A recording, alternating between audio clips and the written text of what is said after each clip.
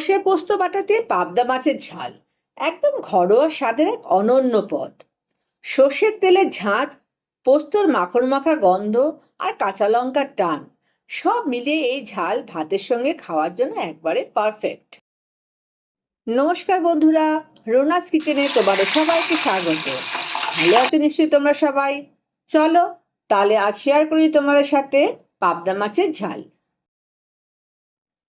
পাবদা মাছের ঝাল করতে অতি অবশ্যই লাগছে পাবদা মাছ 500 গ্রাম, সর্ষে 2 বড় চামচ, পোস্ত 2 বড় চামচ, হলুদ 1 ছোট চামচ, কাঁচা লঙ্কা 6টা, কালো জিরে 1/4 ছোট চামচ, দই 4 ছোট চামচ, সর্ষের তেল হাফ বাটি, নুন প্রয়োজন মতো, ধনেপাতা 1 আঁটি।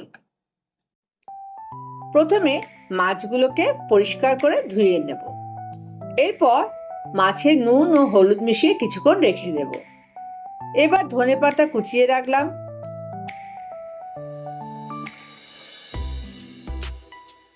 মিক্সিতে সর্ষে, পোস্ত, কাঁচা লঙ্কা একসাথে পেস্ট করে নিলাম।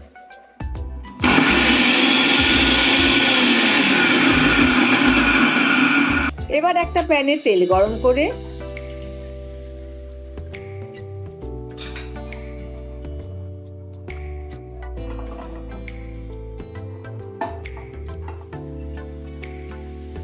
তার মধ্যে মাছগুলোকে ভেজে নিচ্ছি।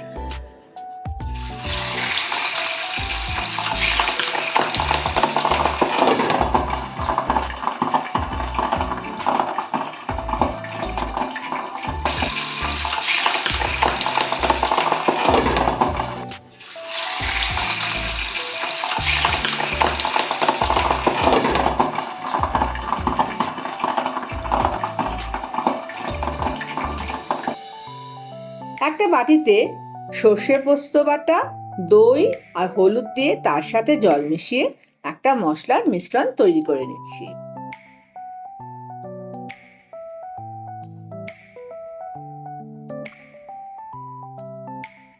এবার প্যানে একটু সর্ষের তেল দিয়ে তার মধ্যে কালো জিরে ফোড়ন দিলাম। এবার ওই মশলার মিশ্রণটা দিয়ে একটু ফুটে উঠলে মাছ দিয়ে দিলাম।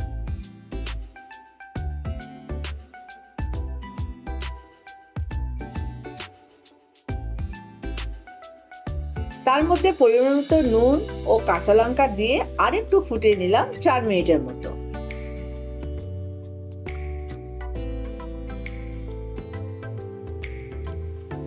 এবার ধনেপাতা ও কাঁচা লঙ্কা, সর্ষের তেল ওপর থেকে ছড়িয়ে দিয়ে আরেকবার ফুটিয়ে গ্যাস বন্ধ করে দিলাম।